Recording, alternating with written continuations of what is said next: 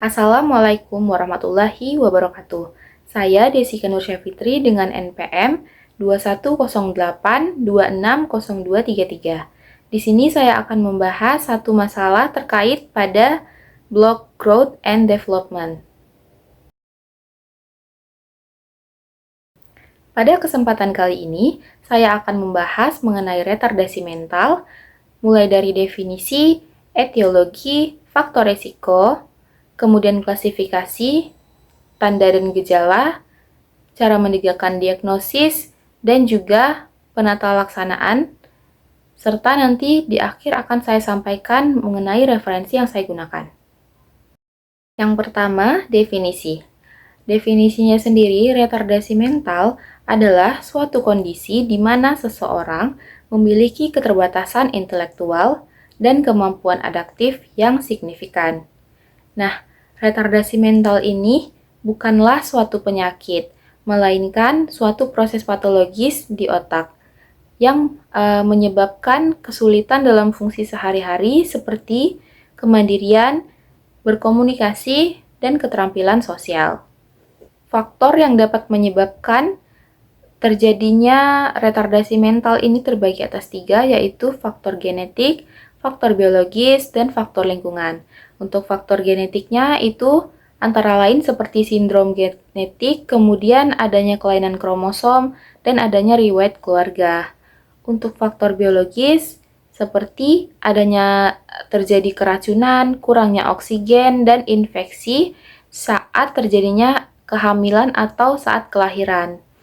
Kemudian, untuk faktor lingkungan, antara lain seperti gizi buruk, kurangnya stimulasi, dan adanya kemiskinan. Nah, retardasi mental ini diklasifikasikan menjadi 4, yaitu berdasarkan tingkat keparahannya. Yang pertama ada retardasi mental ringan, yang kedua retardasi mental sedang, yang ketiga retardasi mental berat, dan yang keempat retardasi mental sangat berat. Untuk retardasi mental ringan ditandai dengan IQ dengan rentang 50 di antara 50 sampai 70. Nah, di sini penderita masih dapat belajar dengan keterampilan dasar dan masih bisa bersosialisasi. Kemudian untuk retardasi mental sedang itu IQ-nya di antara 35 sampai 49. Penderitanya masih mampu merawat diri sendiri, namun masih membutuhkan bimbingan. Kemudian untuk retardasi mental berat itu IQ-nya di antara 20 sampai 34.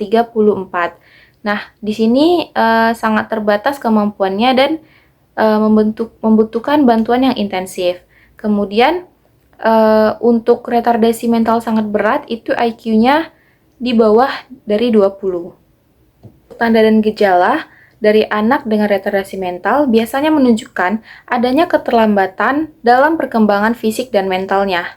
Beberapa gejala umumnya itu seperti keterlambatan pada tahap-tahap perkembangan, misalnya sulitnya memahami konsep-konsep pembelajaran, sulitnya belajar, terus kesulitan dalam beradaptasi atau bersosialisasi, kemudian ketidakmampuan untuk berkomunikasi atau keterbatasan dalam berkomunikasi. Berdasarkan klasifikasi yang sudah saya sebutkan tadi, untuk yang ringan itu biasanya agak terlambat dalam belajar bahasa, tetapi sebagian besar dapat mencapai kemampuan berbicaranya untuk keperluan sehari-hari. Pada klasifikasi sedang, akan terjadi keterlambatan dalam mengembangkan pemahaman dan penggunaan bahasa, kemudian akan mengalami keterlambatan pada keterampilan perawatan diri, kemudian sebagian dari penderita yang merupakan klasifikasi sedang ini akan memerlukan pengawasan seumur hidupnya. Nah, untuk retardasi mental sedang ini, dia sudah tampak sejak sejak penderitanya ini masih kecil, dengan keterlambatan misalnya keterlambatan bicara atau keterlambatan fisik yang lain. Untuk retardasi mental yang berat itu sudah tampak sejak dari anak lahir, yaitu perkembangan motoriknya yang buruk, kemudian kemampuan bicara yang minim. Kategori ini umumnya mirip dengan retardasi mental sedang dalam hal gambaran klinis. Terdapatnya suatu etiologi organik dan kondisi yang menyertainya. hanya mampu mereka ini hanya mampu untuk dilatih belajar bicara dan keterampilan untuk pemeliharaan tubuh dasar dan senantiasa membutuhkan bantuan dan pengawasan. Nah, sebagian besar dari mereka dengan retardasi mental berat ini tidak dapat bergerak atau sangat terbatas dalam melakukan gerakan. Untuk melakukan diagnosis diperlukan anamnesis dan evaluasi fisik serta pemeriksaan lanjutan. Nah, untuk diagnosisnya sendiri, biasanya pasien retardasi mental ini seringkali dibawa atau datang bersama orang tuanya ke dokter, biasanya dengan keluhan utama keterlambatan dalam perkembangan, ketidakmampuan mengikuti pelajaran, kesulitan dalam berkomunikasi maupun bersosialisasi, kemudian adanya perilaku tantrum dan kesulitan mengendalikan emosinya. Nah, di sini kita perlu melakukan anamnesis atau aloanamnesis kepada orang tua si anak tersebut. Kemudian di sini untuk diagnosis retardasi mental perlu dilakukan serangkaian tes dan evaluasi seperti tes kecerdasan, tes perkembangan, kemudian ada juga evaluasi fisik. Nah, jadi evaluasi fisik itu juga diperlukan untuk mengecek kemungkinan ada atau tidaknya kondisi medis yang menyertai anak tersebut. Kemudian semua hasil tes dan evaluasi ini akan dianalisis lagi, barulah kita bisa menegakkan diagnosisnya dengan tepat dan selanjutnya akan melanjutkan ke tahap penanganan atau ke tahap tata laksana. Penata laksanaan atau penanganan yang dapat dilakukan pada penyandang retardasi mental itu tujuannya untuk meningkatkan kualitas hidup dari penyandang retardasi mental. Nah, metode penanganannya itu meliputi beberapa terapi dan juga penggunaan obat-obatan psikotropika. Untuk terapinya sendiri, itu ada terapi kognitif, terapi okupasi, terapi bicara, kemudian terapi perilaku, dan terapi pelatihan keterampilan hidup. Untuk terapi perilaku, itu terapi yang dimaksudkan agar pasiennya itu berubah baik sikap maupun perilakunya terhadap objek atau situasi yang menakutkan.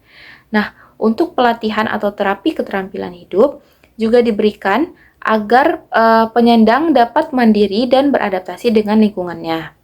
Nah, kemudian tadi saya sebutkan bisa juga diberikan obat-obatan psikotropika.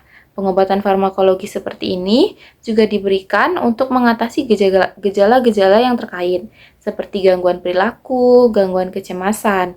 Nah, namun pengobatan ini tidak bisa menyembuhkan secara permanen, melainkan hanya untuk mengelola atau mengendalikan dari gejalanya saja. Di sini saya menggunakan 3 referensi. Yang pertama dari Patel DR, Sabral MD, HOA, Mary J. A Clinical Primer on Intellectual Disability, Transpediatric 2020. Dan juga Kurnia RTR Putri AM, Fitriani D. dengan judul Dukungan Sosial dan Tingkat Stres Orang Tua yang Memiliki Anak Retardasi Mental, Jurnal Psikologi Malahayati, tahun 2019.